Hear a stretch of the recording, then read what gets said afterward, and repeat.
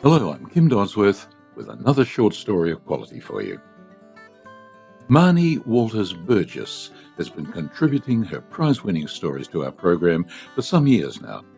Her story today, Horseman, was a recent winner in the Gympie Bendigo Bank Literary Awards. We thank Marnie very much for submitting it for our listening pleasure.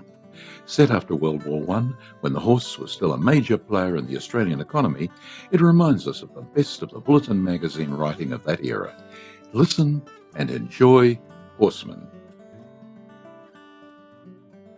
The overseer was a fair mongrel. He'd been a gunnery sergeant in the war to end all wars, but that didn't give him the right to treat the young ringers with disrespect.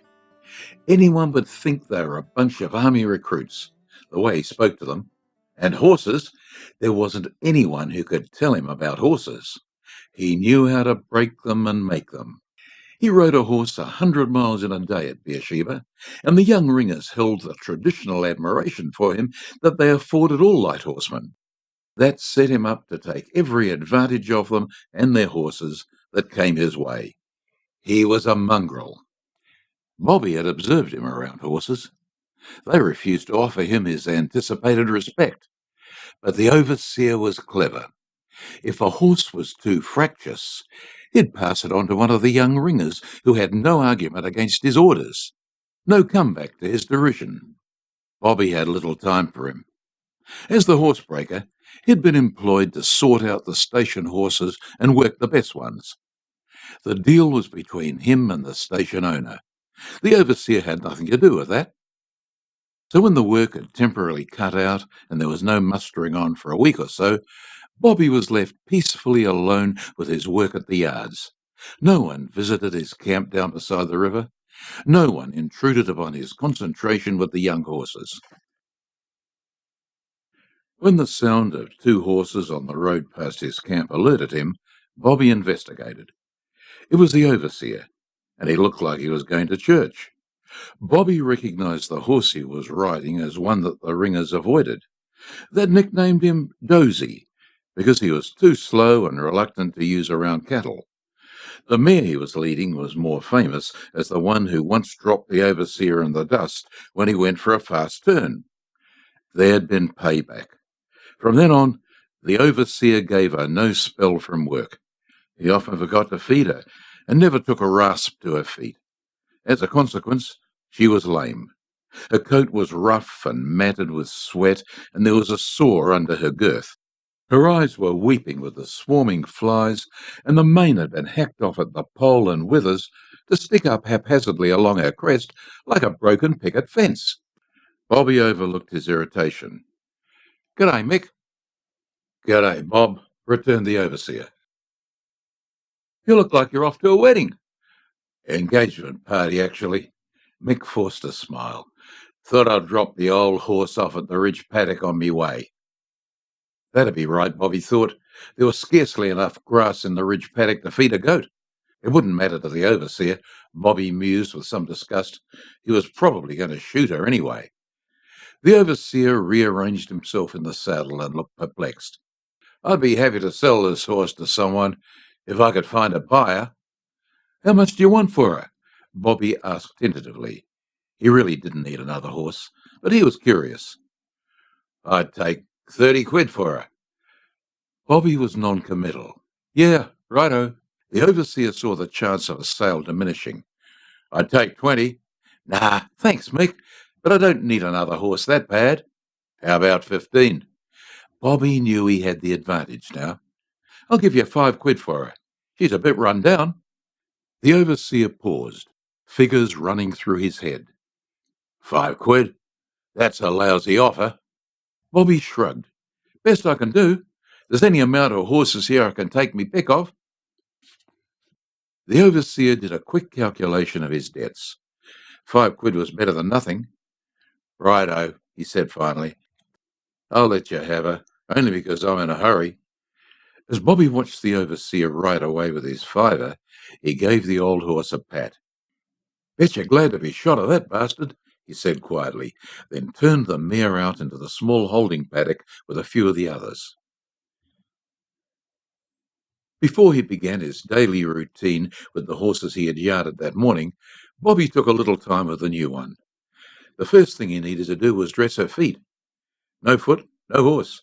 Because of the overseer's lack of ability, it took Bobby some time. She fidgeted and kicked, but finally succumbed, allowing him to attach a remedial shoe before turning her loose again. The following morning he clipped her out, peeling back the matted coat and shaving off the irregular mane. The itching stopped. She wriggled with delight.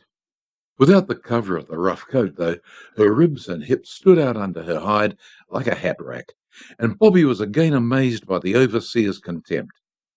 He caught the mare every day to apply his own recipe of hoof oil till the lameness subsided.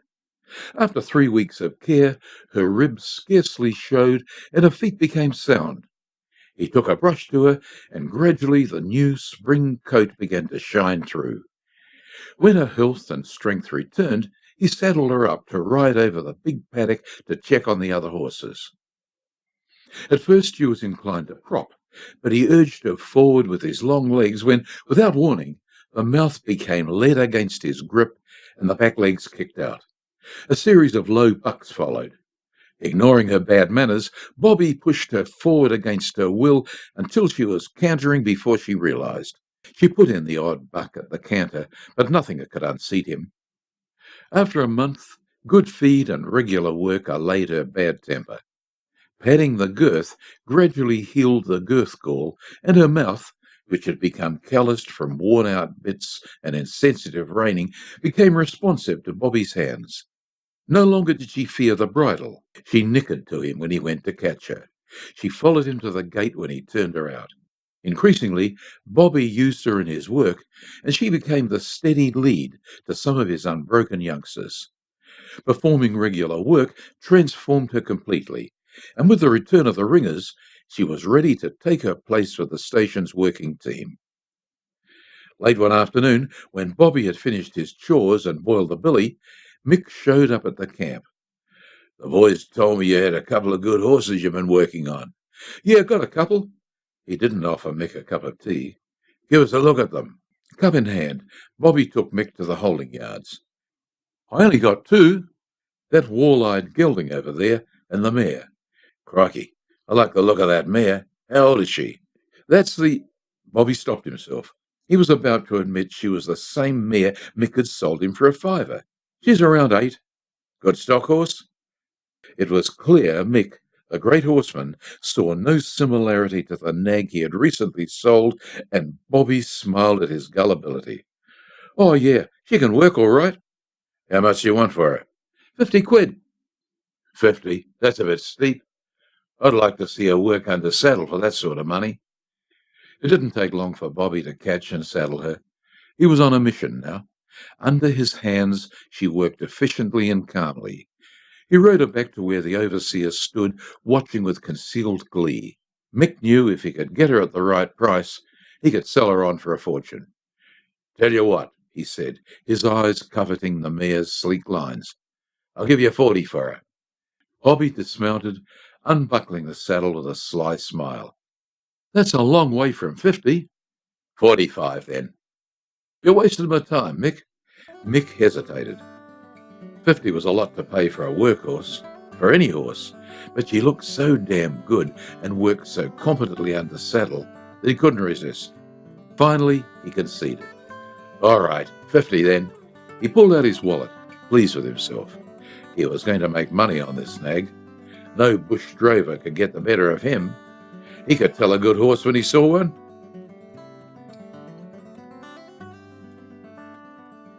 And that was Horseman by Marnie Walters-Burgess. I'm Kim Dodsworth, Queensland storyteller. I hope you'll listen again same time next week when I'll bring you another short story of quality. Till then, goodbye for now.